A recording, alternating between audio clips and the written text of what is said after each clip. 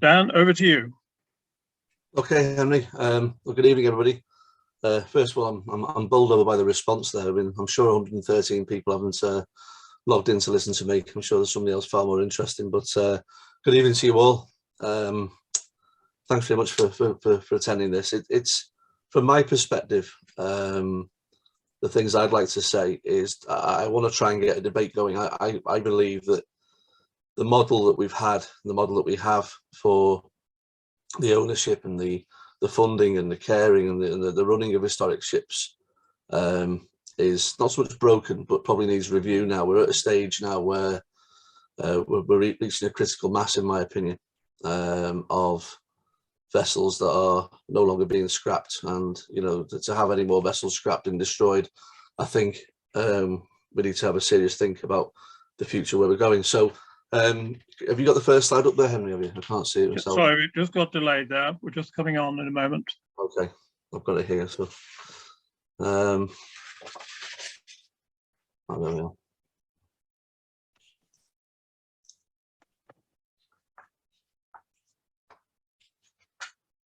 So, if you go to the first slide, please, Henry. Hopefully, you've got that now, have you? Yeah. Can I control that? Can I? No, I'll do it. I'll take it from here, I think, probably. Yeah, if you can put the first slide up for us, then that'd be smashing. Thank you.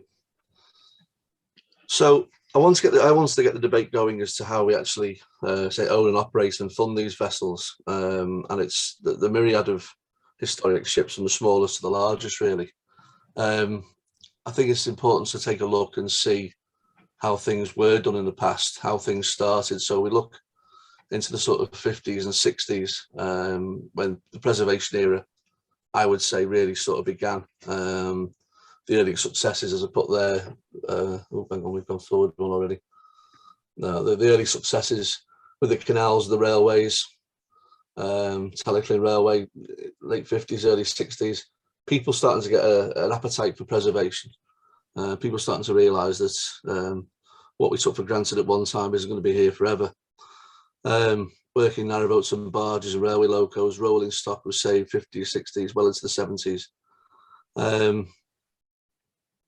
This was all done obviously by enthusiasts and by people who were extremely sort of, they had a lot of foresight at the time. People like Edward Paget Tomlinson, involved with the Titchener Railway, involved with the canals. If you look at in my area, Liverpool, you know, people like Mike Stammers, Martin Heighton, developing the Merseyside Maritime Museum, Tony Hurst and a cohort in the late 70s and early 80s, developing the boat museum at Ellesmere Port, as I still refer to it these days. They all took an opinion that things had to be saved, and they were very much of the opinion that they would take vessels on or take collections on rather than see it be scrapped and destroyed. So it was usually groups of well-meaning enthusiasts. Some professionals would join them.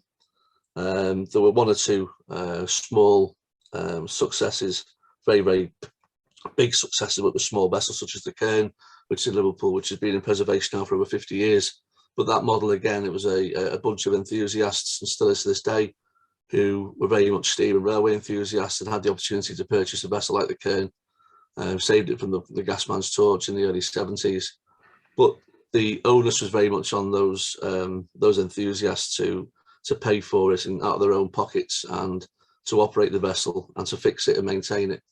And that was very much the way things started off. Again, if you look at the one-man banders, as I call them as well, I mean, especially the traction engine brigades and with the canal boats and maybe these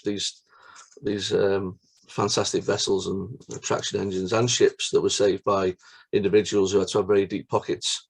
You know, that was the way it was done a long time ago. People were given the option: are we going to scrap it, or are we going to try and save it? And you know, people did their best to try and save these things. So that was the groups that were making a big impact, say from the Titchener onwards. And if you look at the museums, it's interesting to see how they sat alongside this. I mean, the National Maritime Museum in Greenwich has its roots going back a long time, but was formerly a museum from 1937.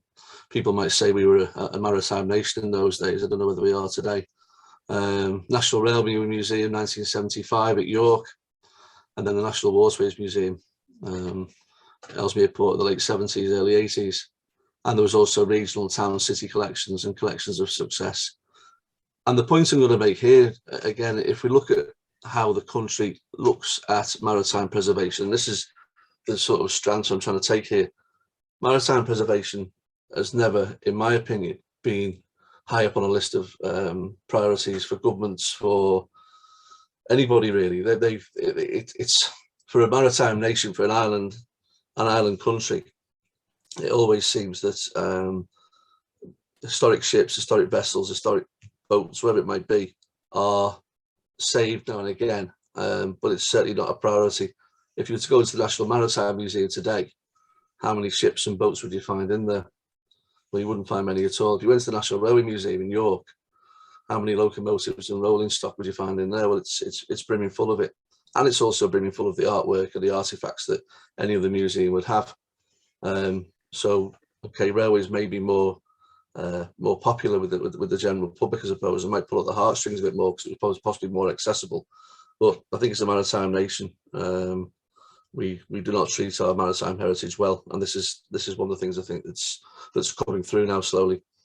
If you look at Ellesmere Port, the boat museum again, I say that they were taking on vessels left, right, and centre at one point because they were faced with people come to them and say, "I've got this old vessel.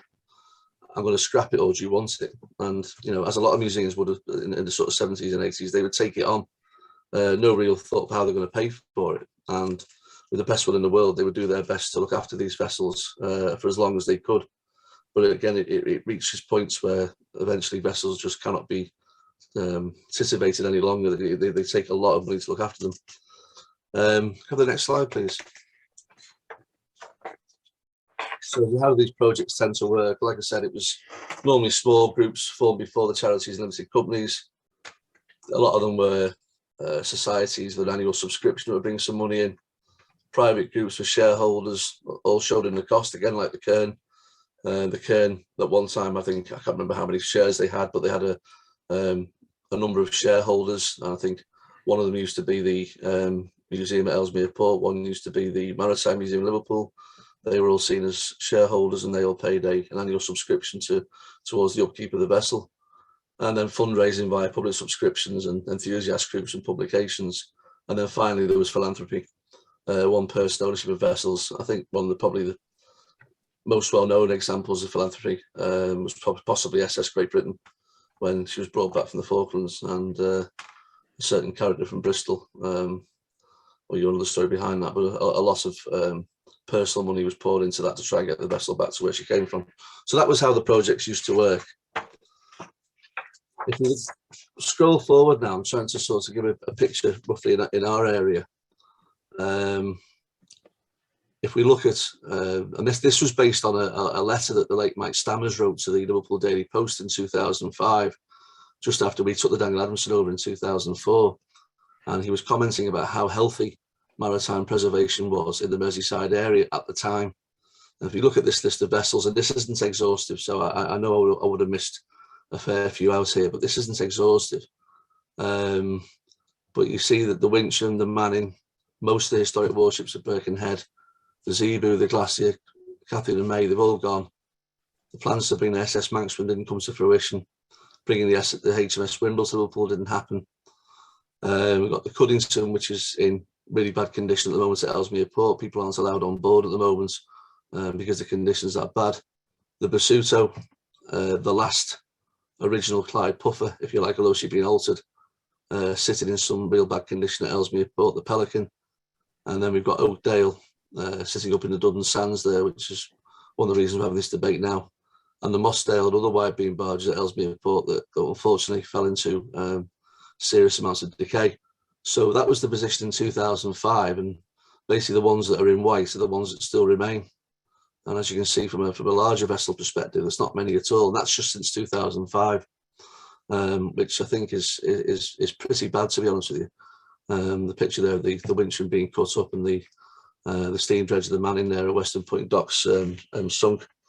But yeah, I know, talking to Martin Heighton many years ago, one of the things that he was trying to achieve was some sort of listing above and beyond the historic registers, where a bit like a grade 1 or a grade 2 listed building, or some sort of protection could be afforded to vessels, so somebody just couldn't scrap them if they felt that they'd gone as far as they could do with them. But of course, with that sort of protection comes the usual sort of, well, okay, I won't scrap it, but where's the money to keep it going?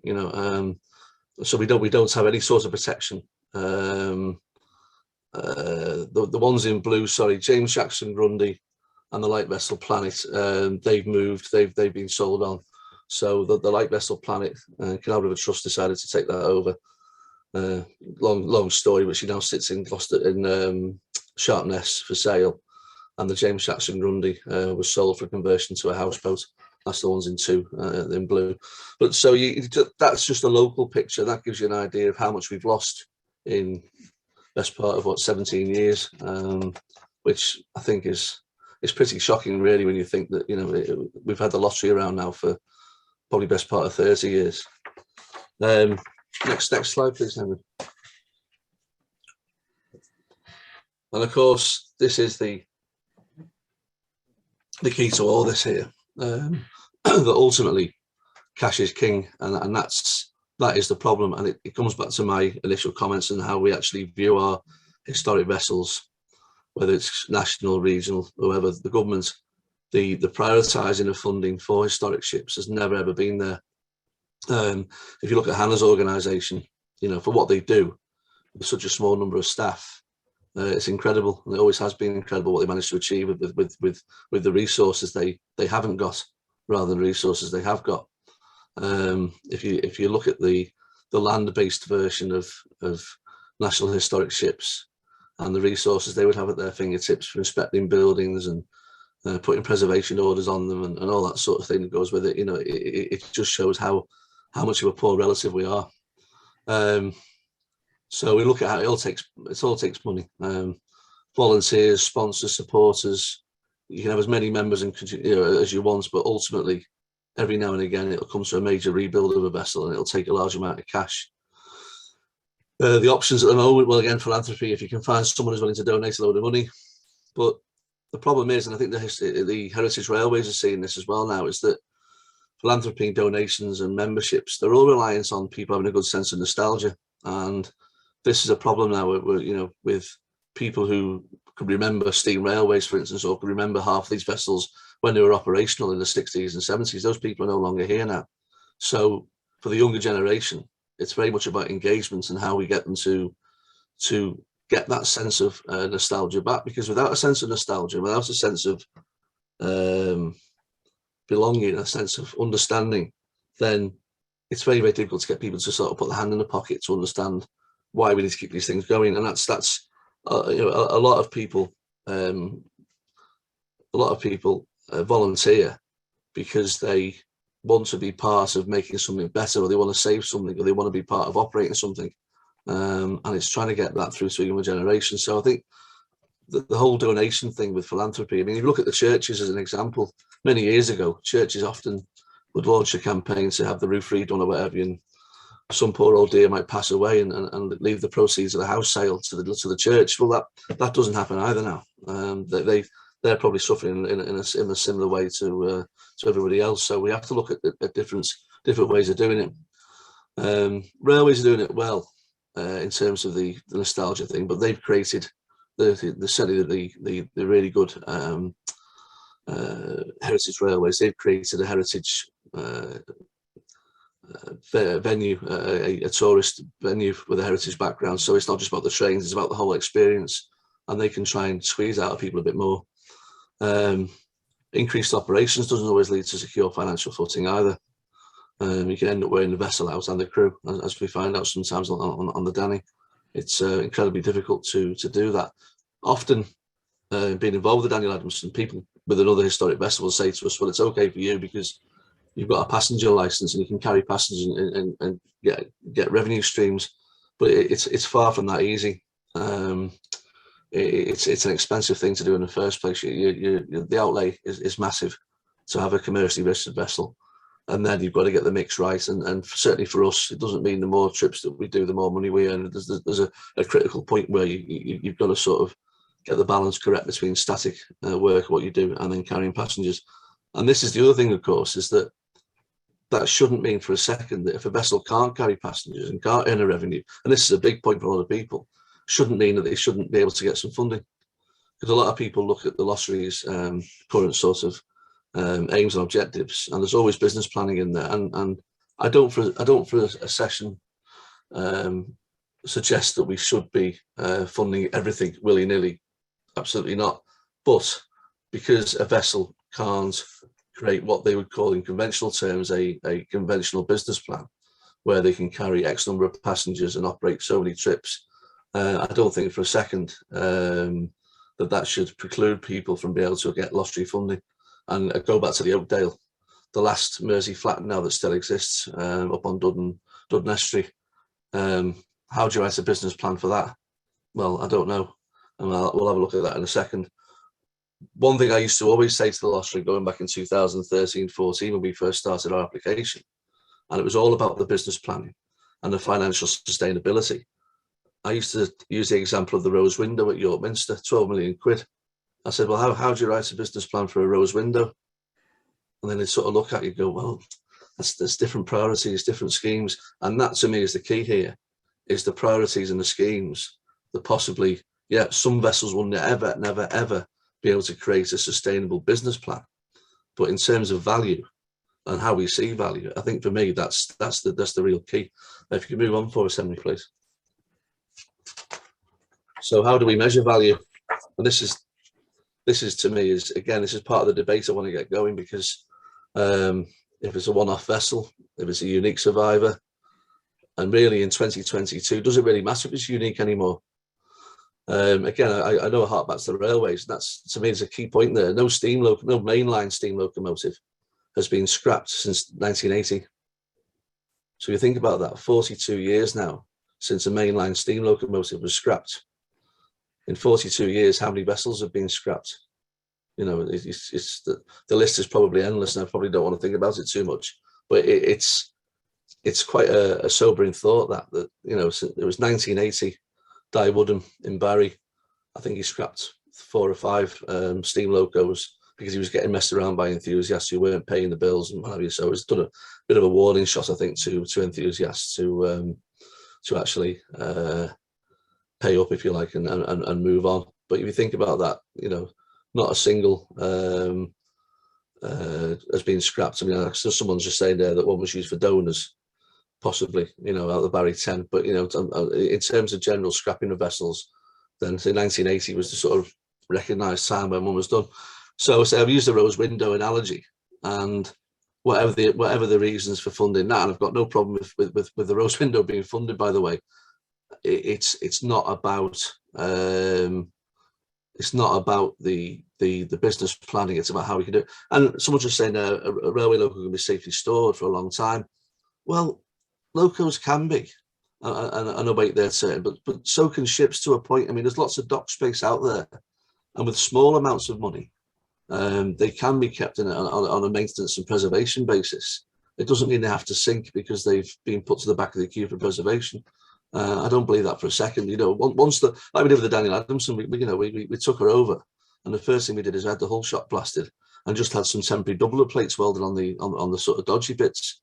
We knew then that we had something to build on. If it took 30 years to restore the ship, she wasn't going to sink. The fabric of the vessel was solid, and I think this is the important thing here. If a vessel is in parlous condition and is in a state where it could be, you know, about to sink, well, okay, depending on the size, it either gets lifted out and put into store, as they've done at Ellesmere Port with some of the vessels, or just get some temporary repairs done, and at least then it's secured for the future. So go back to this value. You know, will a vessel increase footfall as well? It doesn't necessarily have to do anything. If a vessel's interesting enough and it can sort of illustrate a waterside, help, you know, illustrate and colour the area, if you like, then it's all part of what that value is. What we've seen with the Daniel Adamson, of course, and we talk about value when we're talking to Cunliffe Trust about things like dredging, and we're talking about costs to keep the vessel operating and what have you. For us, all the positive effects which I think is positive value for a ship is the volunteering, the well-being, the mental health, good for morale, creates critical mass, allows training and education opportunities, which we've done, which the railways do very well. Simply walking past a living historic ship, it's a good experience. We see that again with the Danny on the River Weaver. Just people just enjoy seeing something a bit different, something out of the ordinary, something which they know is, they'll know a little bit about it. They know it's particularly old, or if they know the story behind it, then that actually brings a sense of sort of pride, if you like, and where we operate the Danny Adamson now, predominantly on the River Weaver, which was never in our original plan. 5 minutes. The local councils have been fantastic with us, and they've come to appreciate what the locals do. That it's got its whole story with it, So I think the how we measure value is very much open to debate. It's not about whether you're going to charge 25 quid for a ticket or not.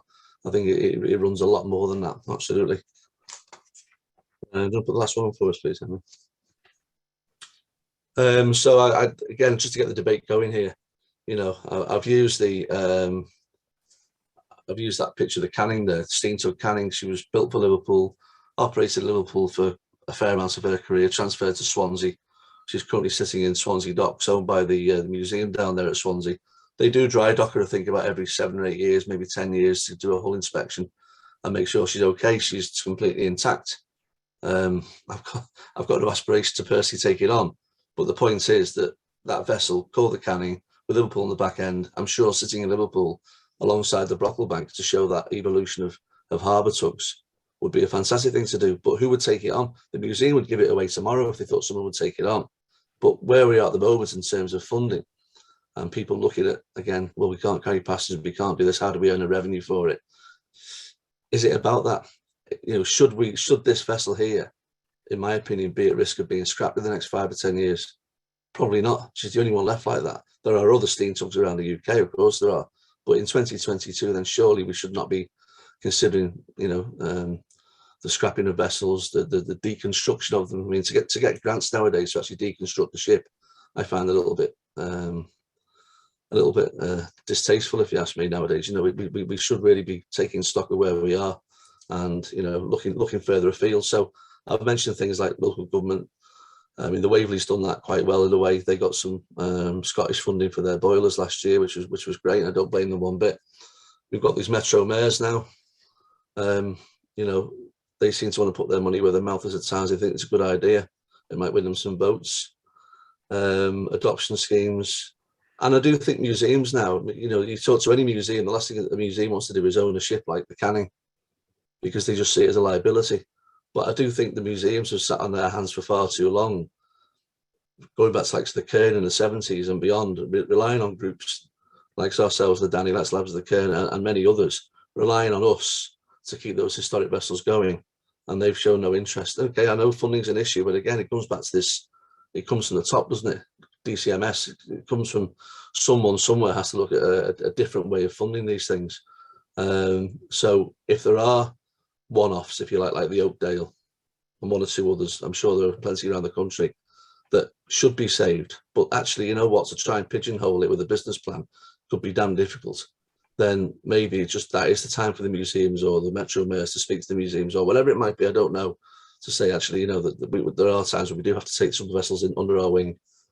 I don't know. So there's just a few examples of vessels that are, what I would say, not far from the end at the moment. You've got the Servian Annie Ramsgate, which has had a checkered history over the years. She's still essentially intact, and people I know are working quite hard on her. You've got the Basuto there, say that she's the last, although she's been altered, she's the last authentic Clyde puffer. So that's the Ellesmere port there, and there's the Oakdale and Dudden Sands, and I do hope that the project to try and save her and as the last Mersey Flat, now that the one at Ellesmere Port is now dust. I do hope that they are successful, but how they actually go about it with funding, I don't know. It's a very, very difficult one, and under the way we work at the moment with the Lottery Fund and the way that works, it's an incredibly difficult thing. Not something that I'd want to take on, but there's got to be ways of doing it, and I think it's this about getting this debate going. Dan, thank you very much indeed. That was a really powerful discussion. Thank you very much for that. And there's a lot of questions there which we can come back to. But I'm going to go straight on to our next speaker, Richard Titchener. If you just allow me a moment to change the slides over.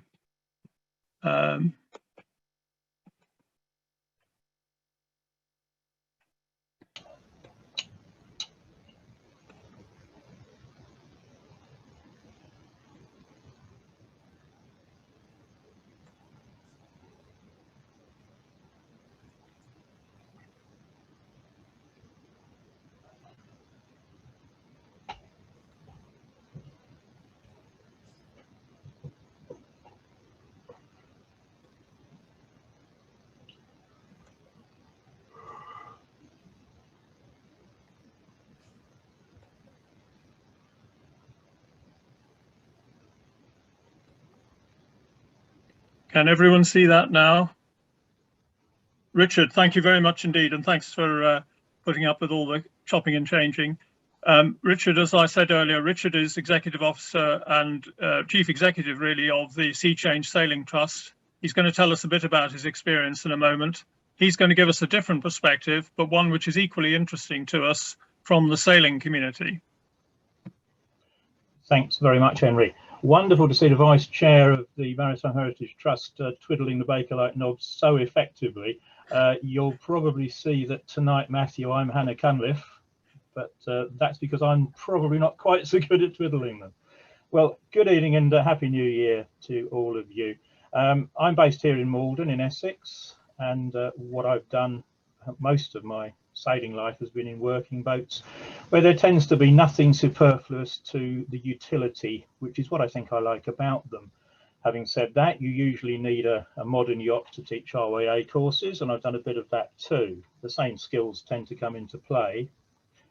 Having grown up in Brightlingsea with elderly fishermen still wearing jerseys with big yacht pre-war big names on them, I'm also an avid follower of Sir Ben Ainsley's attempts to win the America's Cup back on foiling ships. For the last 27 years, I've been working in sail training using Thames sailing barges, and for half that time with the Sea Change Sailing Trust. Next slide, please. It's a bit like Chris Whitty, isn't it? So this is the brief from Henry, how the sector needs to come together. That itself begs a question, doesn't it? The coming together suggests that it isn't together at the moment. So I think it's going to be interesting to look at that.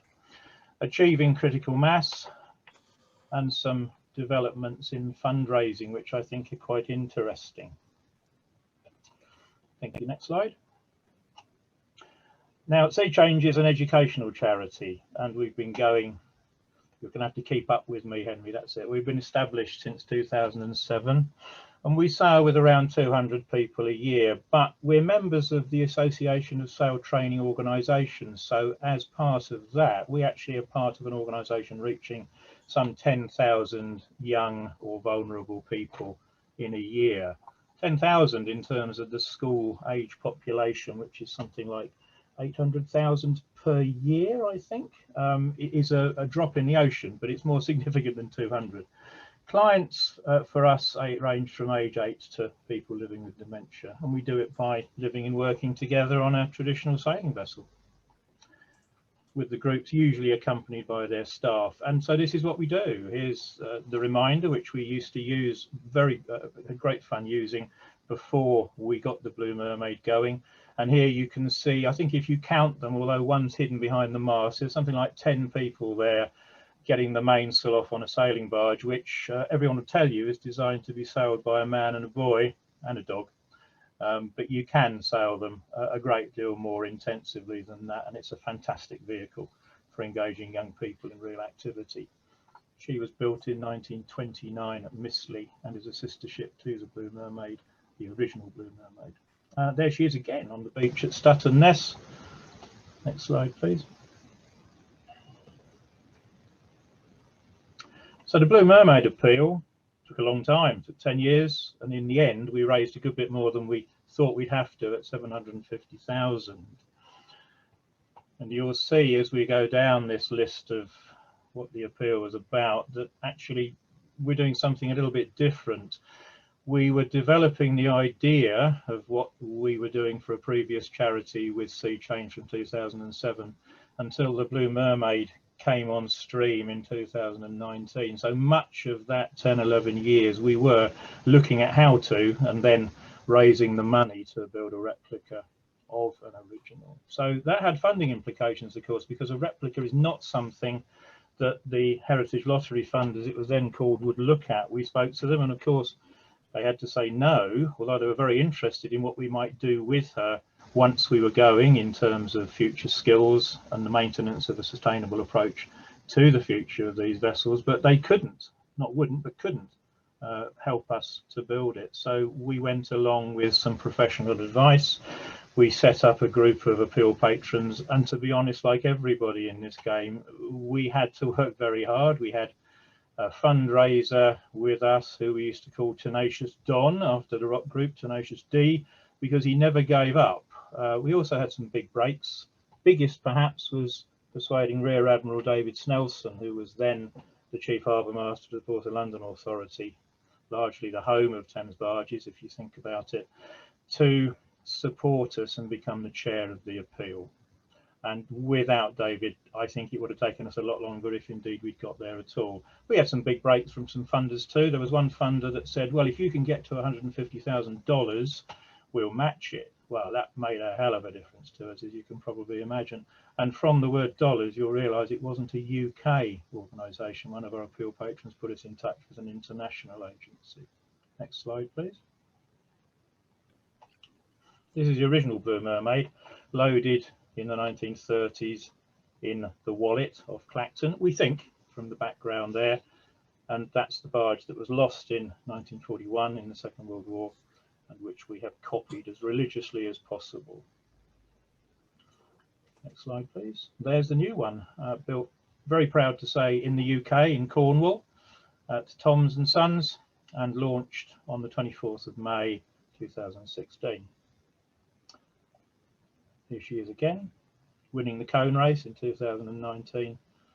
And if you press it again, there'll be some footage of her underway. If you watch carefully, you'll find something that isn't the barge will appear. There you go.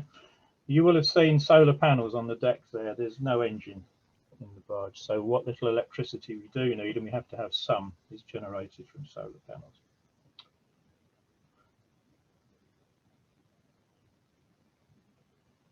She was built to do sail training, but also we wanted the opportunity to carry cargo.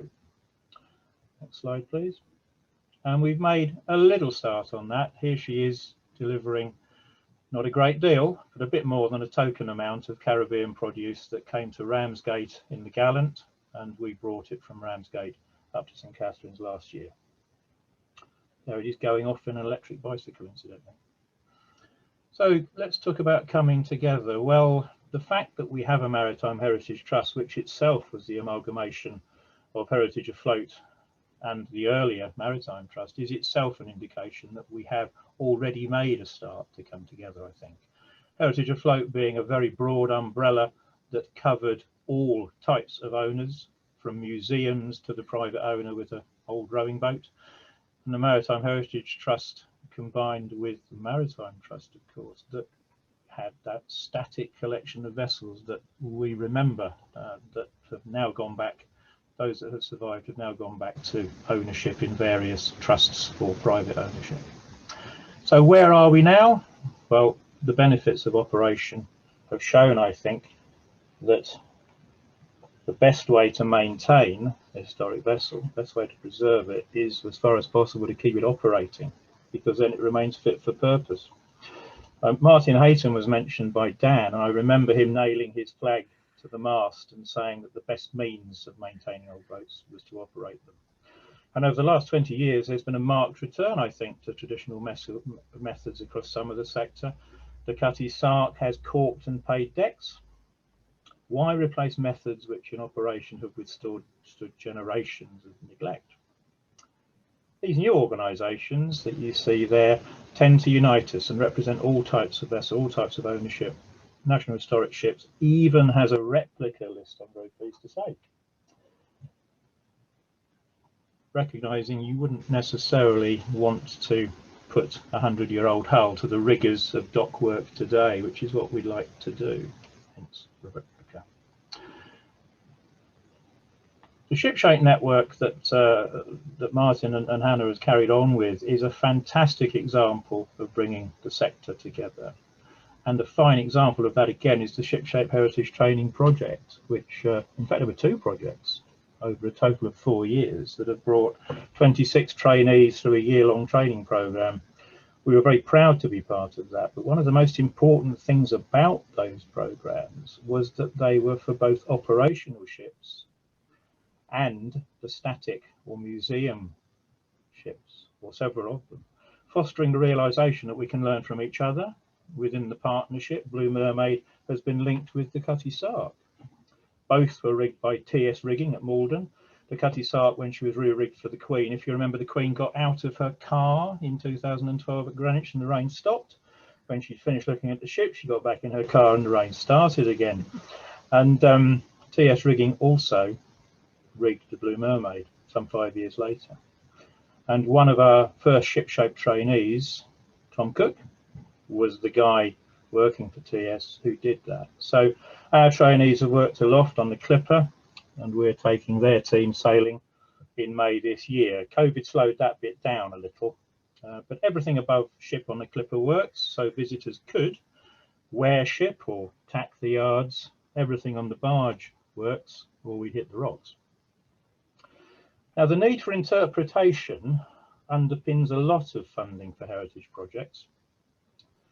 Our experience underlines how important it is that each side of the static and operational divide can understand enough of each other's respective languages to be able to communicate. I'd maintain that the museum shipkeeper benefits from an understanding of hands-on of what a ship underway feels like, and operators can only truly understand what they have under them if they buy into some measure of what the vessels were built to do and how they did it authentically. So the breadth of the sector is indeed massive. Next slide, please. Private ownership is a big part of it. We often forget that. Dan mentioned quite a few examples of steamboats and others going back into private ownership, being maintained through what he called philanthropy. And indeed, very often it is. It certainly feels like philanthropy if you own an old boat. Here's the Mariquita on the left of this slide. She was originally built by William Fife in 1911 and skippered in her first year by Edward Sycamore of Brightlingsea on loan from Sir Thomas Lipton's many attempts, unsuccessful attempts at the America's Cup. She was restored by Fairley Restorations and relaunched in 2004. She's a private boat, so money's not really discussed in quite the same way as it is on Malden Quay, but it's fairly safe to compare her with the cost of the Sea Cadet's new Royalist, which was raised from fundraising. Only the owner's bath on the Mariquita was lost, as its space was required for an engine, although I did hear that the 3 owners had to vote on that. Rather more representative, perhaps, of the private ownership is the Old Gaffers Association, now with something like 1,500 members worldwide, a truly global organisation nowadays. They saved Gaff Rig, as they set out to do in 1963, and those boats on the bottom right have AUS in their sale numbers, so that's the other side of the globe. So with private owners, they have to dig deep into their pockets if there's an emergency. They can't write to their supporters, they have to go and talk to the bank maybe. Sometimes we in charities forget that and think it's easier for them. Sometimes they got a boatyard attached. I remember one such owner gently pointing out that he spent rather more in his years of ownership on his own boat than the lottery had provided the rebuild in question. If we need to deal with an emergency, well, we have got a little bit behind us, but basically emergencies come and hit us sometimes, and we need to find ways of dealing with them. Next slide, please. Oh, and if you happen to find yourself near Malden, on the 29th of this month. Please do come and join us in Jim Tom's talk about his life afloat. He took over from many skippers on the Maraclita, but the first being Sycamore. He was one of the Jim was one of the more recent ones, but he's still got a similar hat. Next slide, please. In the last 30 years or so, we have gained a lot of things. We gained the lottery. Let's have a quick look at that. Sounds good, doesn't it? It's distributed 590 million to 1,400 maritime transport and industry projects. So first industrial nation, previously a maritime behemoth internationally. You'd expect it to be a lot, but when you look at the rest of where their money has gone to, actually we're a relatively small sector. 2.9% of the total funding, 7% of the total projects. Well, how do we get a bigger slice? Is there something different about us? I think we've got to recognize that we can only do it by looking at the rest of the heritage sector and see how they may do things differently. The lottery is often criticised for being concerned about life cycle costs, and I agree, it ought to be possible to find a way of saving that all-important vessel that it is very difficult to come up with a sustainable budget for.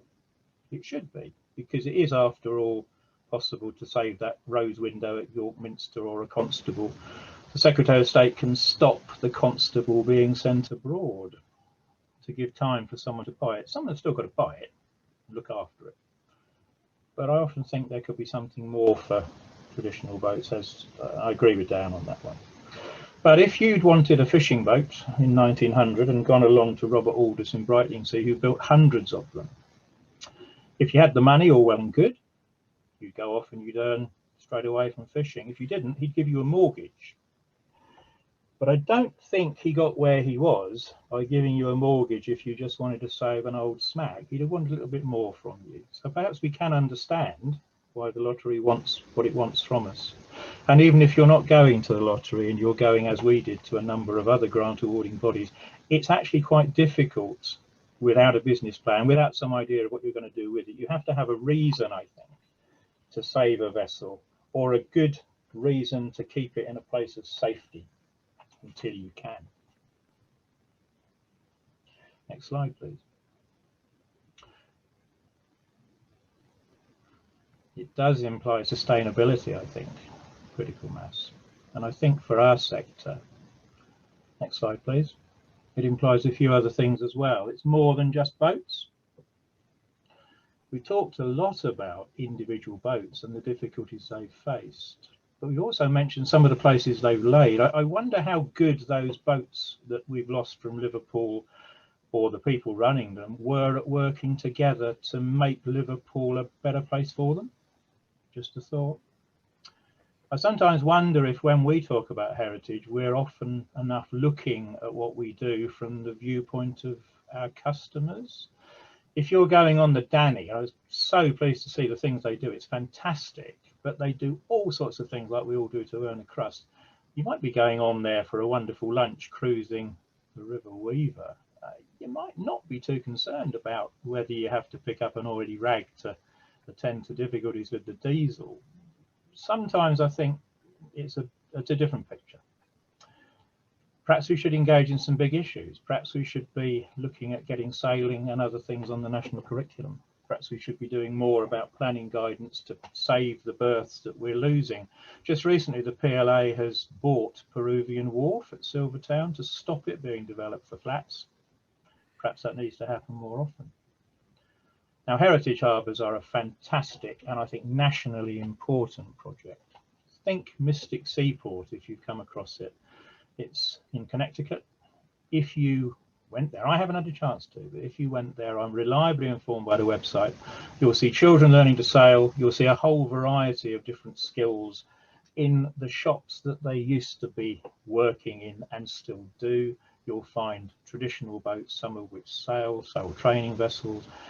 The Charles W. Morgan, the last whaling ship, rebuilt, sent to sea, engineless, with linen sails, flax sails, now no longer sailing, but alongside she could again. I think heritage harbours give us a major opportunity. Increasing public awareness, what about a ship for the nation? France benefited in some ways, you know, from being occupied. Most of their fishing fleet, most of their vernacular fleet was lost during the war or hulked. So when they restarted their maritime heritage projects, they had to think outside the box. They set up systems where, and bateau pour chaque port, each port would get together the community. In many instances would seek funding that was perhaps not from government, but was very often with a good rate of interest prompted by government, I think. So what I'm saying is I think that our future, our critical mass is about more than boats, it's about partnerships, combinations. Next slide, please. This is Raybell Charters, CIC, Community Interest Company. On the left, the Raybell being launched in 1920. On the right, having substantial renovation, still at Sittingbourne. She's been away and come back this year. But the lottery gave them enough to do quite a lot to the fabric, but also to set up a network for her future work as a trading barge, to develop the community relations that she would need in order to succeed in that role. Next slide, please. You're looking here at Sun Pier Chatham in September of last year now at the Chatham Reach Festival. We're alongside the pier as a static barge. Alongside us is the Edith May running trips every 40 minutes all day, and also out of sight there is a reporter doing the same. And on the left of the pier, as we look at it, there's a tripper boat that would take 80 people. In the course of that weekend, organised by Tiller and Wheel, some 4,000 people visited. Some 600 of them got a float, and they were treated to, as they arrived, live music, food stalls, a whole range of different activities, which just shows how you can rejuvenate that reach. Yes, next slide, please. Tally-ho on the left, racing in the 1920s, famous Albert Strange boat, being rebuilt by the guy at the top there, Leo Goulden, in Washington State. And he's doing it by basically crowdfunding through Patreon. At the end of it, he'll have a boat, but in return for that, he's producing a fantastic range of filmed sessions about the work he and others do to a very high standard, good enough for training materials. And on the right there, you see the May racing on the Thames, which she used to do very successfully when owned by Tate and Lyle and her then skipper, Gerald Gadd. And at the bottom right, you will see the three ladies who set up the Bread and Roses CIC. And very much hope that the barge rises like I'm sure their bread will. And they've done it by crowdfunding so far. They've got a lot more to do, but they're well on the way to placing a bids for funding. And lastly, ladies and gentlemen, we'll come to the last slide, which is what about getting behind the Falls of Clyde International and helping them bring back what will be a significant square-rigged UK four-masted barge? That would do us some good, wouldn't it? That's it from me. Thank you. Richard, thank you very much indeed. That was a really excellent set of ideas and examples from around the East Coast and much further afield. And I'm sure we've got lots of people who would like to add to what we've been hearing. So just bear with me, please. And we're going to call up some slides for Hannah to speak to. And we will... then after that, we'll be able to go for open discussion.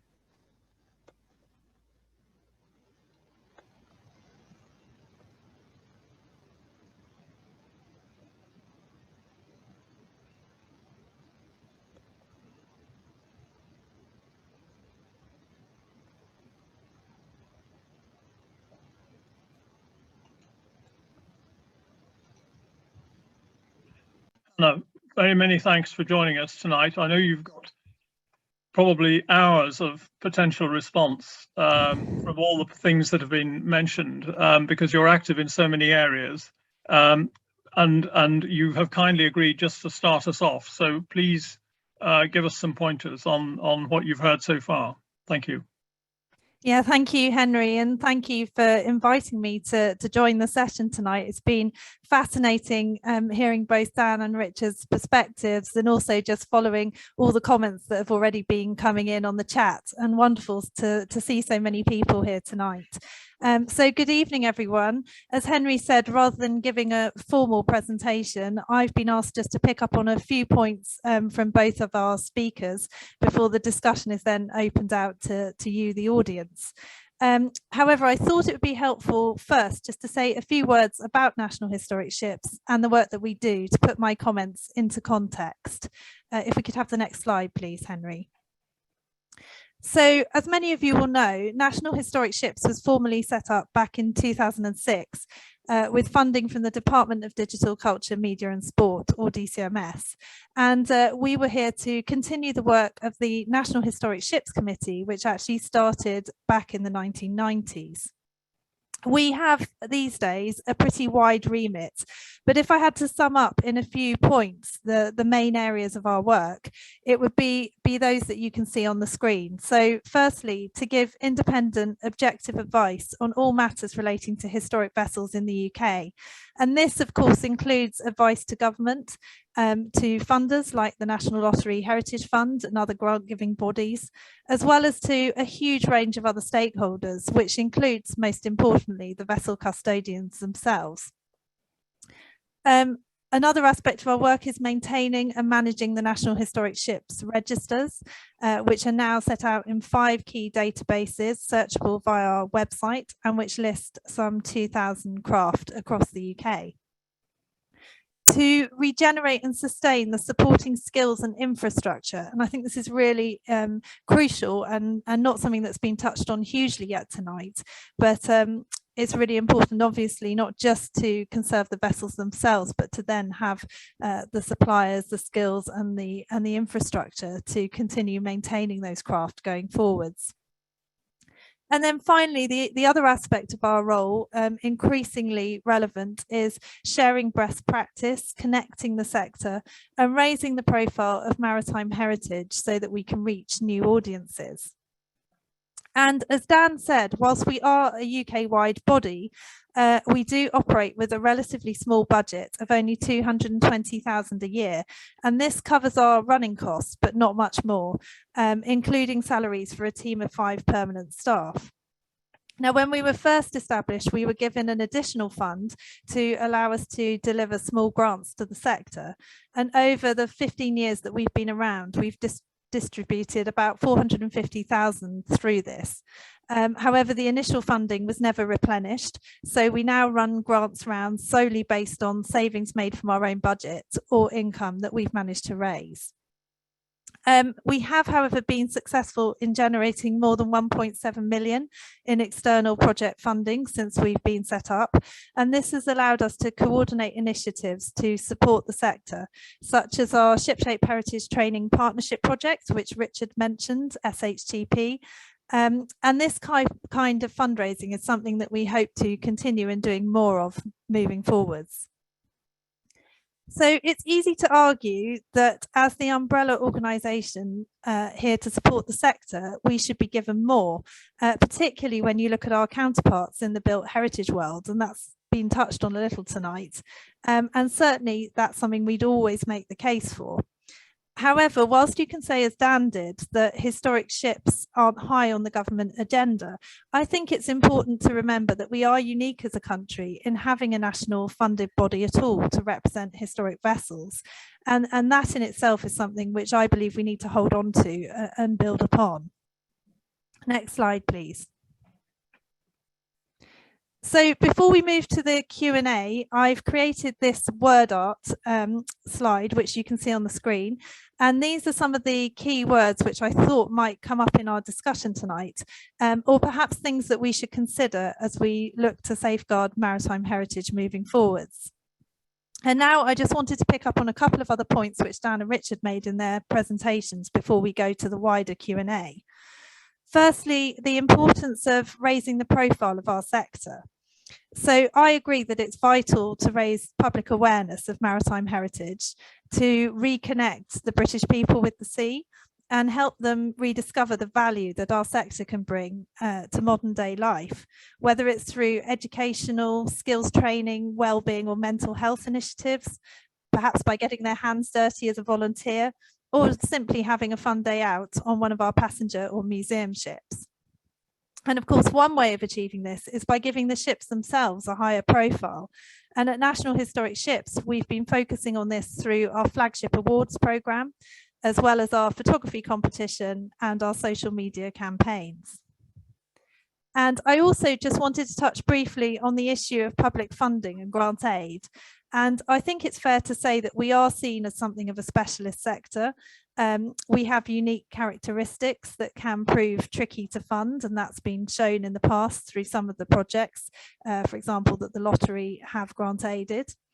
And I believe that the way to counter this is to focus on sustainability, as well as meeting lottery objectives around value for people, but also really nailing that business plan that Dan talked about, so that funders can feel confident that their money will add value for years to come without the risk of the vessel custodian simply knocking on the door again as soon as that first grant has been spent.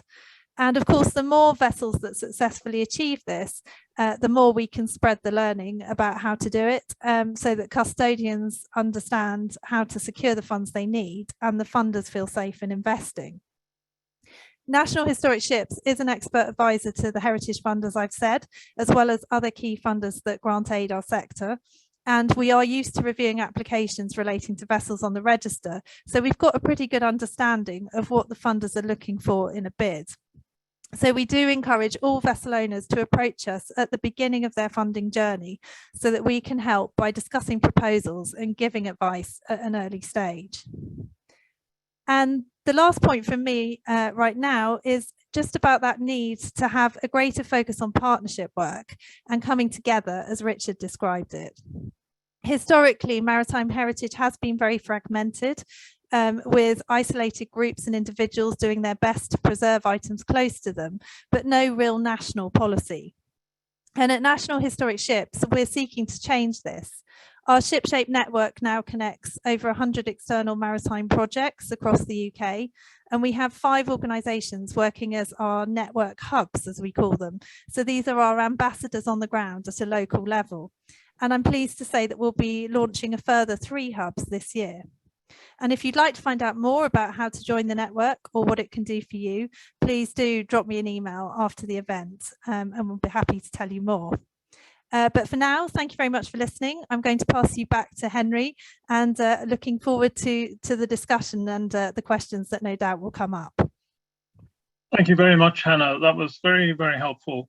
Now we're going to open up for you in just a moment, but before we do that, I'm just going to have a go at one more slide just to make you aware of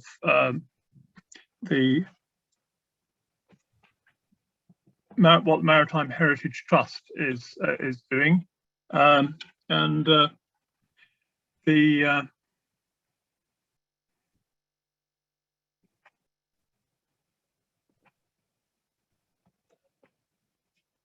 Yep.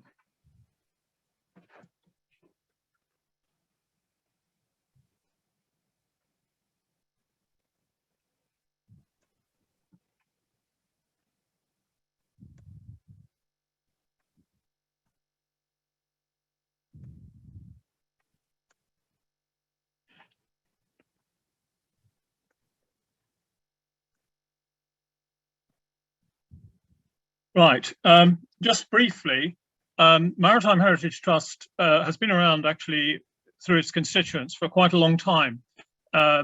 It started really with the original Maritime Trust, which was set up really guided by the Duke of Edinburgh and was extraordinarily important in the 1970s in saving some major British vessels, which eventually got dispersed and sent into local trusts.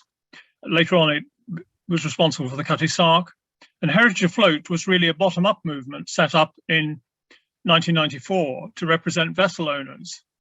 But that was quite some time ago, and we really need to renew our mission and purpose and how we do things. And I think one of the really great things about tonight's talks is how much in common all of us have, because I think what we're really saying is that maritime heritage can't just be left to the enthusiasts.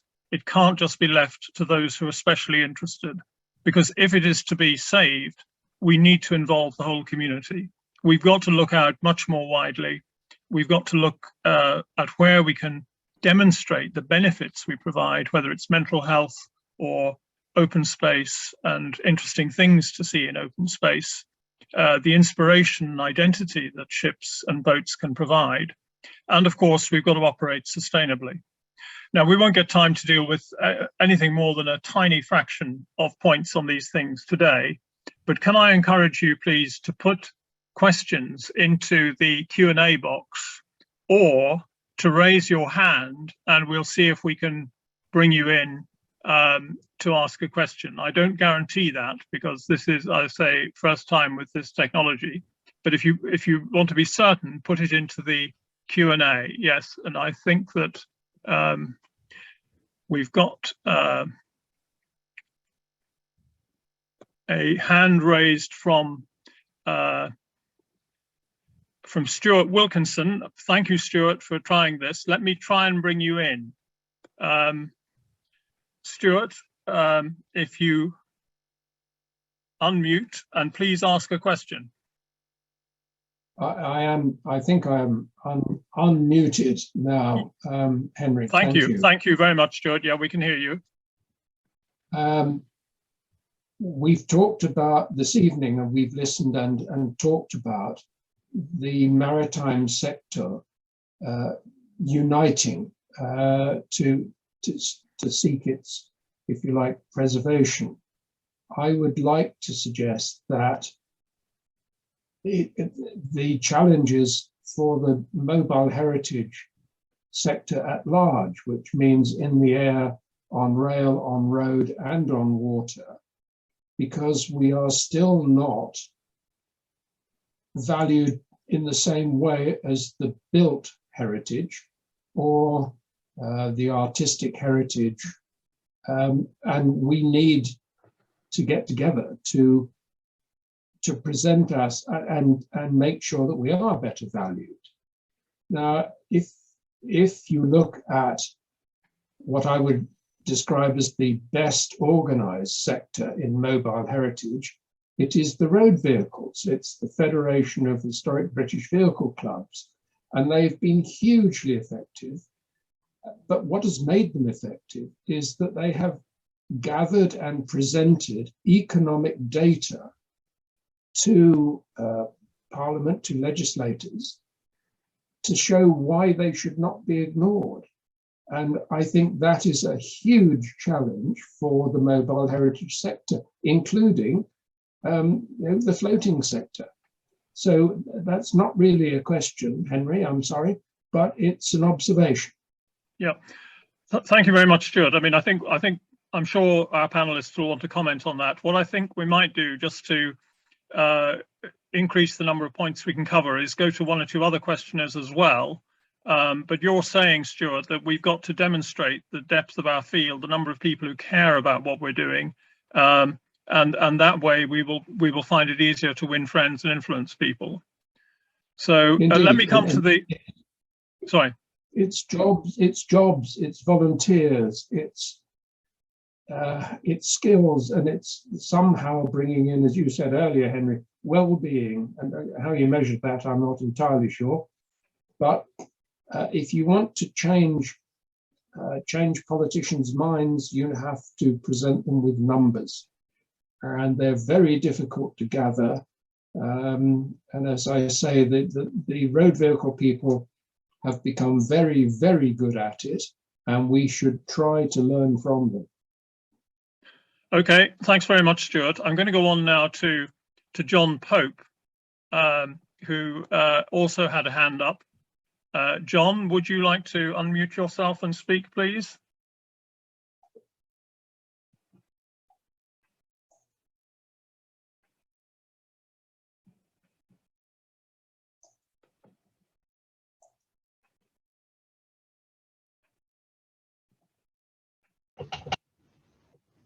John, you should be able to unmute. Okay, well, bear with us. Let's go on to Rob. Rob, I can't tell what your second name is because it's just your device that's appearing, RS. Would you like to ask your question, please?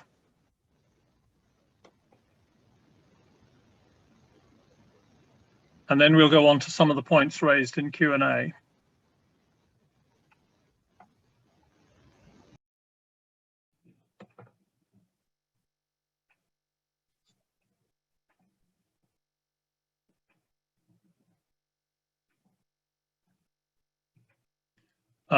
Right, I'm going to go on to the next person who asks to speak. John Yates.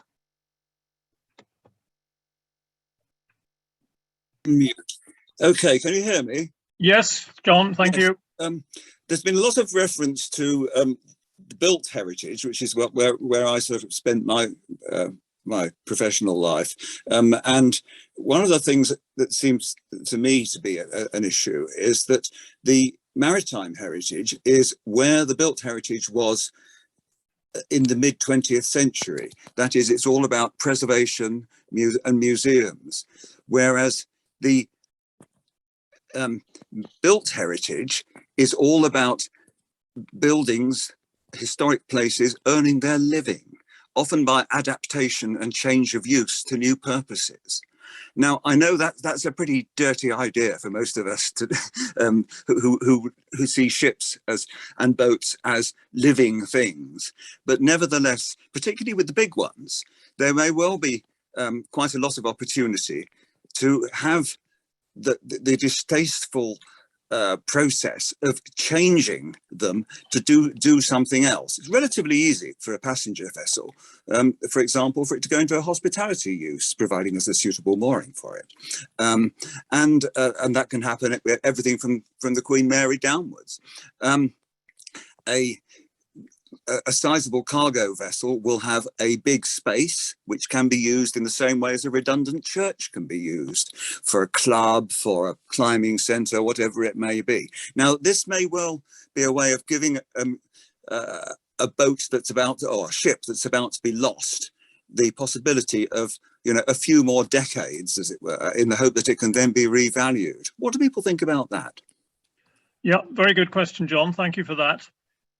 Perhaps so we don't lose the thread too much, I'm going to ask the panel to comment on those two questions, which are one from Stuart on making our numbers count across all the sectors, and the second one from John about being much more open to conversion to other uses.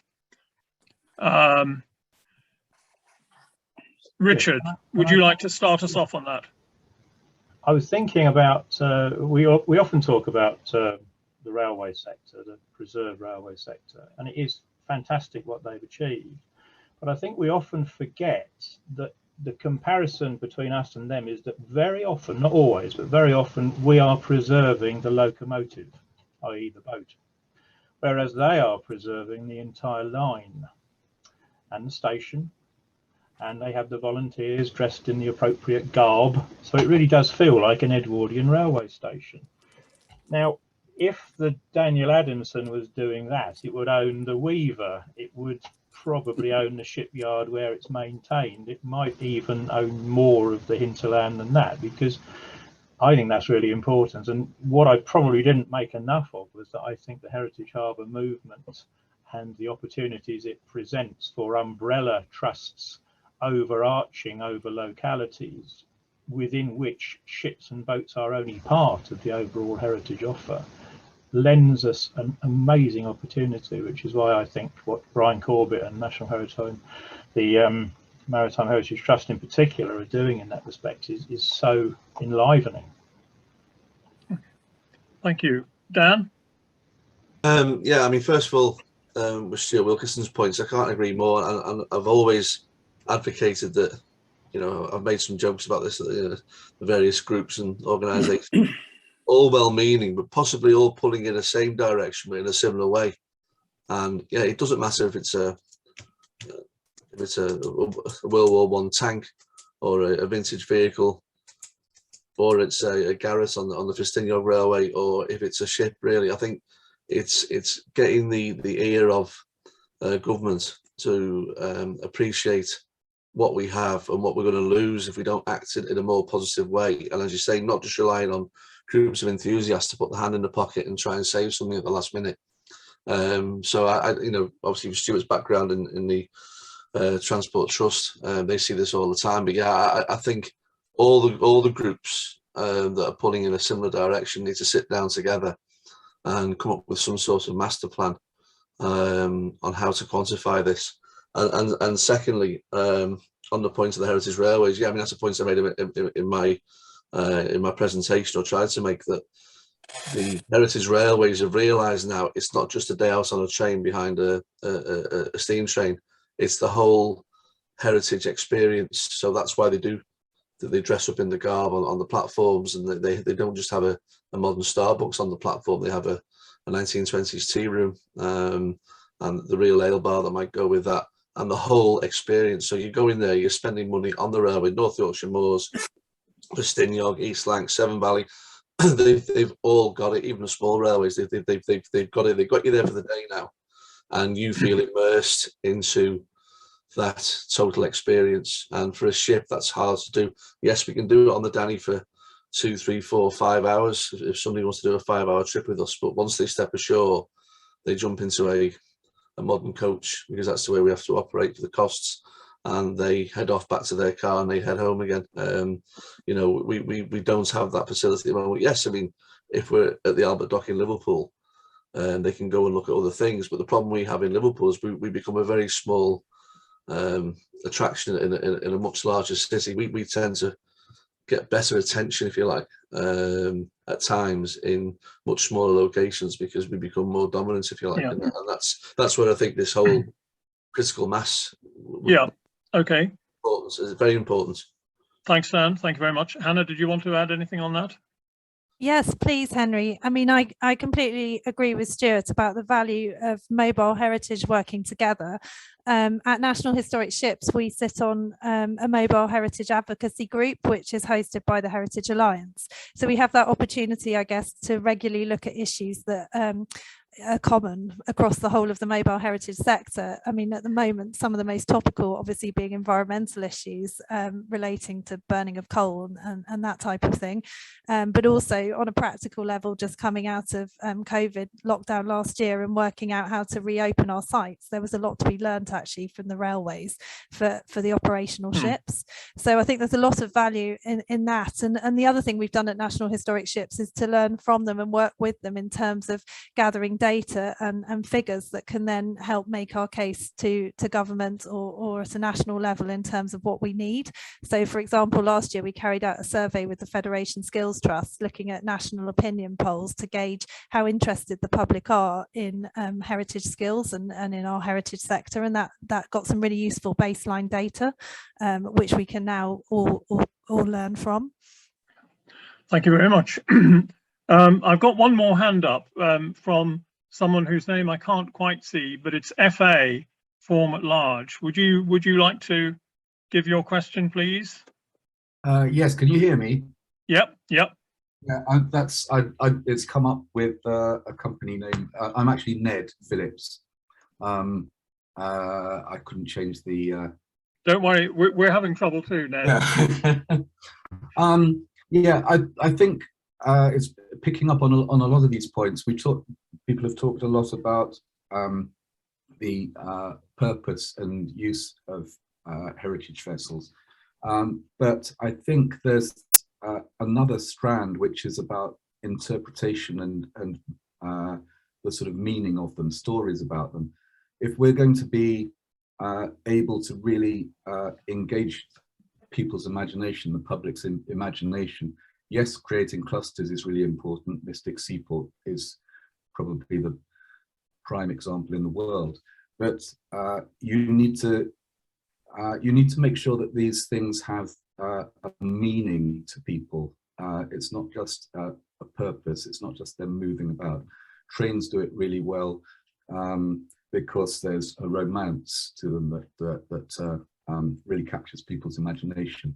So I think it's as important as the physical preservation of these vessels. It's the story of them, it's the stories around them that are really going to make the public see the importance of them and kick up a fuss, as they do over buildings when they're under threat.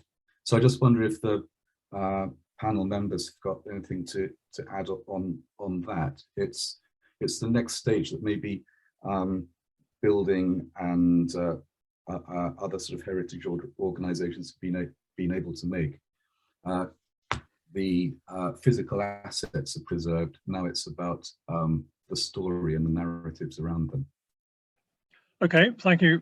Thanks very much, Ned. I'm going to see if we've got one other hand up, which I'm just going to see if that person is available so we can hear his question too.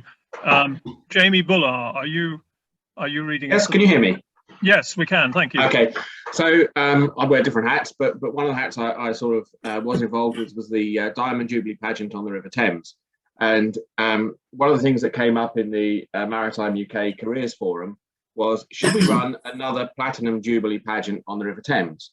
And one of the points that was made was, well, that's very, very central to London, and we need to share it out around the country. And so the sort of question to the maritime heritage sector is how are you going to make use of this golden opportunity to make use of the Diamond Jubilee pageant, Diamond Jubilee, to promote your ships to the wider public and the benefits.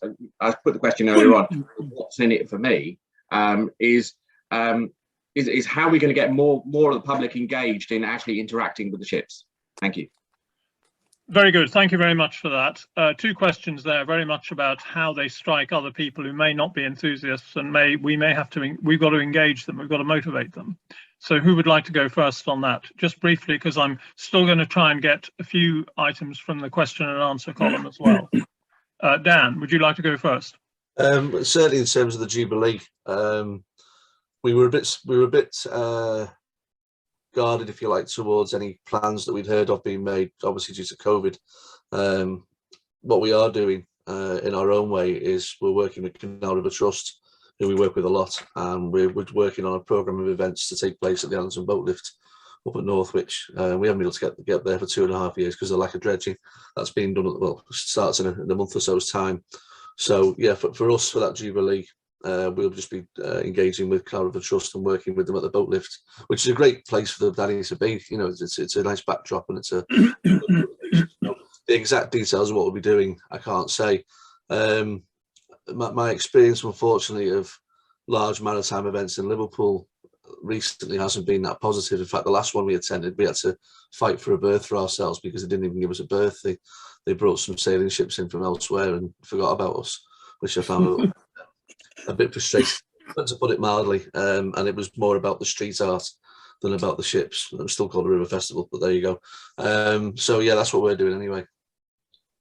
Thank you. Hannah. Yeah, I mean, absolutely. I think engaging with the wider public, as I said earlier, is key to what we should be doing just to raise the profile of our sector. And also it is a weighted outcome now for the Heritage Fund. You know, how do you how does your offer appeal to the widest variety of people? And so building that into pretty much every bid is central. So I think it's absolutely a key area to be working on. I was also on the steering group for the Diamond Jubilee, so heavily involved in bringing together that flotilla of vessels that went up the Thames and coordinating and publicising that.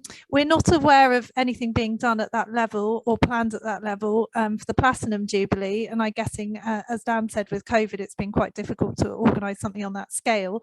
However, you know, we are here to publicise anything that individual or smaller collective groups of vessels are doing.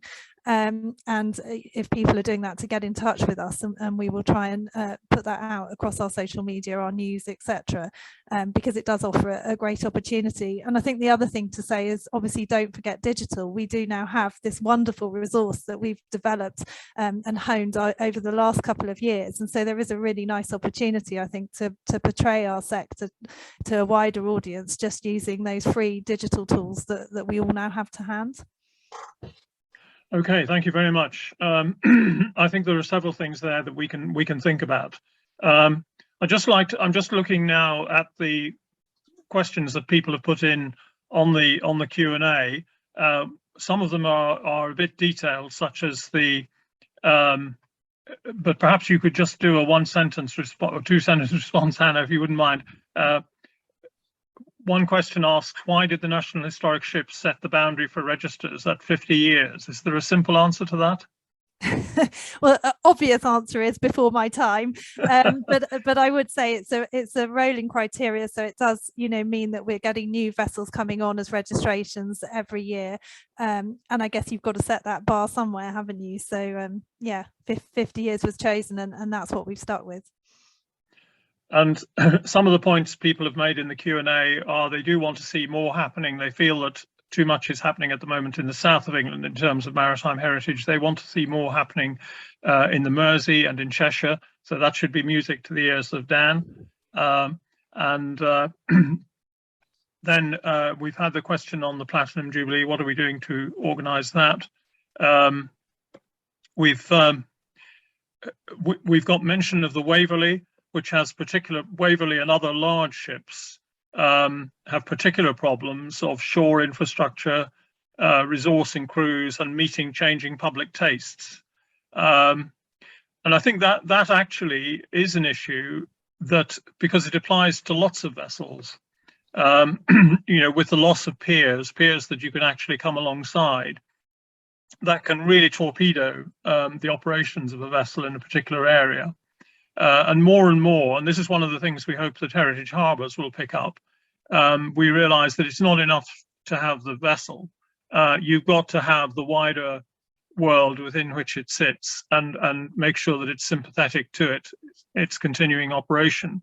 And of course, the other side of that coin is motivating and attracting people who will support you.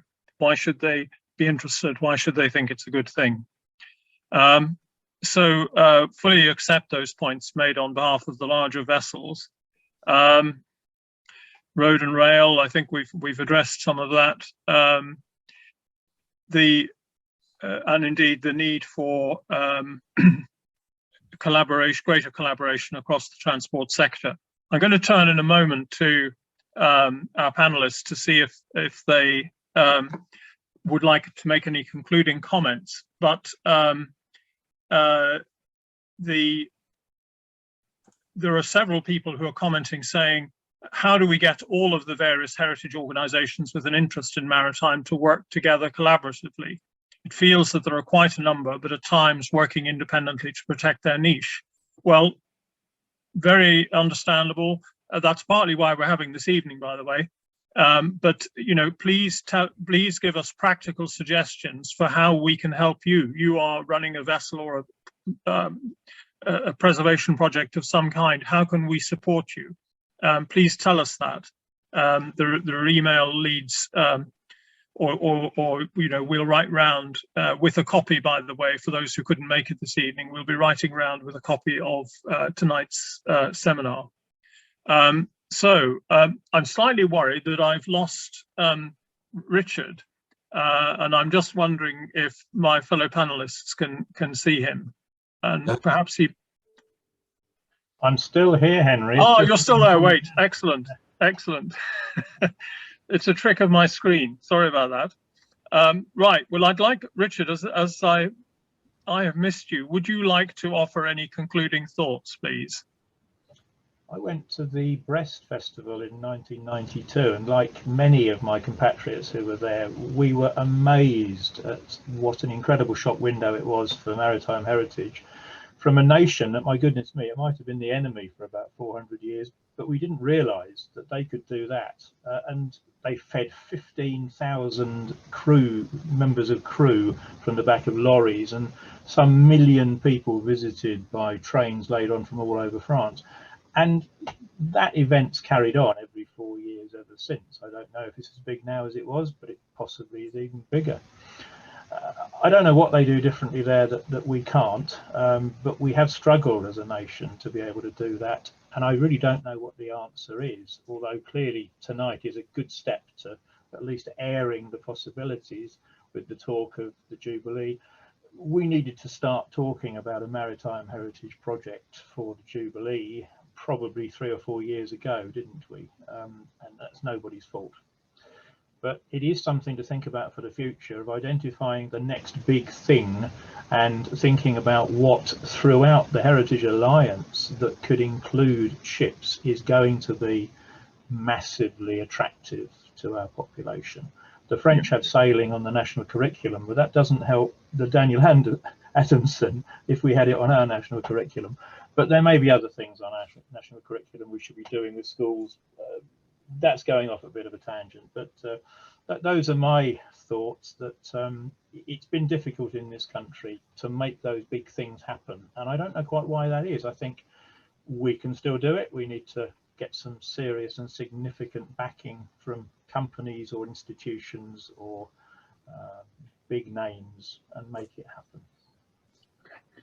Thanks very much, Richard. That's really helpful, and I like the way you expose some of the French ideas, because they're a nation who are not known for their success in preserving the past, but in terms of building replicas and recreating the past, they really do win some prizes. And rightly, you refer to Brest there.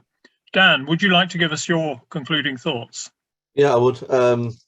I've just written a few notes down here, looking at some of the questions. But I saw Jim Graves, good friend of mine, popped up. Jim is the chair of the Mersey Adventure Sailing Trust, and Jim, I know, is very keen on promoting youth participation. And MAST have to charter in vessels because they looked at trying to own sailing ships, and the liability and the cost and the complexity of moorings and berthings and everything else that goes with that, I think, gets in the way at times. But I mean, Jim will talk about that separately at another point. But yeah, the youth participation is massive for us. Somebody mentioned STEM subjects. Well, for us, and this goes hand in hand with the whole story. The story of the Danny and what we do and what the volunteers do and how we do it is key. And people, when they put a review on TripAdvisor, for instance, they nearly always comment on the crew. And we're all a volunteer crew. Everybody who crews the Danny Adamson are volunteers. They've always got a story to tell, and whether you want to hear it or not, you're going to hear it off them. And half of them, 3/4 of them, have worked at sea, worked on the Danny, and that resonates with people. They like to hear that, the human side of why they do it, how we used to do it 20 years ago, 15 years ago, when the vessel was a near wreck. So that whole story thing is very, very important, and that does resonate with local people, with people from near and far. The pulling the different groups together. I mean, you know, Henry, my opinion that the two events that your organisation put on in Liverpool and Cardiff several years ago now, I think were superb, and not discrediting the Maritime Heritage Forum events that take place, but they can be quite expensive and they can be quite a technical event, where the events that you put on, where you had some great speakers, and it was the first time I'd had to meet a lot of vessel owners from around the country and actually just exchange views and exchange stories, and it wasn't an expensive event to attend. You got some sponsorship. I thought those two events were the best I've ever attended. There was some real good networking going on. So that's one thing we can maybe look towards doing that again, and certainly sit down and look at all the different groups, like we said, that are pulling in the same direction as Stuart Wilkinson alluded to before, and how we can maybe sit down and at least look at what we want. You know, what was it we actually want going forward? I think that's actually key. Really, really, really key. Okay, thanks a lot, Dan. That's very, very good, inspiring stuff. And Hannah, final word to you. Yeah, thank you, Henry. Completely agree with what Dan said about engaging people locally through volunteering, and we were really proud to acknowledge the volunteers on the Danny as one of our award winners this year at our ceremony. And I mean, I guess in terms of a final word, just to say that at National Historic Ships, you know, we're here to support and serve the sector. We're here for you, for all of you. And we're very open to ideas and suggestions, as Henry said, to practical suggestions at any time. So, you know, please feel free to drop me an email or get in touch afterwards if there's any questions you've got that we haven't answered here tonight. We're also very conscious of the limitations of what we do. As I said earlier, you know, we have a relatively small resource available to us, but we do try to max it out as much as we can and cover as many activities and areas that we can support the sector as we can. But you know, we would love to do so much more. So again, if people feel that there's a different focus or there's areas that we're missing, you know, we're very open to that. And as an organisation that can also act as a mediator or potentially you know, offer those networking events or connect people, that's absolutely something that we can do, and that's a relatively low cost thing that we can do as well. So very, very happy to look at that as a follow-on in the future as well. Thank you very much, Hannah. Now, I'm conscious we could go on for some time, but there are a lot of points here, and we will reflect on them, and we will think what we can do to progress the discussion further, because it really does help to hear different perspectives. I'd just like to thank our panelists who've devoted quite a lot of time to this. I'd like to thank Dan in particular, Richard and Hannah, and all the other people who've helped. And encourage you to give us your points, please, either to Hannah at National Historic Ships or to Maritime Heritage Trust. We'll be very pleased to hear them, and we can also try and answer any questions that weren't dealt with this evening. So thank you all very much, and good night. We've just overrun our time, I think, but it's been a very good time, and thank you very much for attending. Thank you and good night. Good night, everybody. Thank you. Night.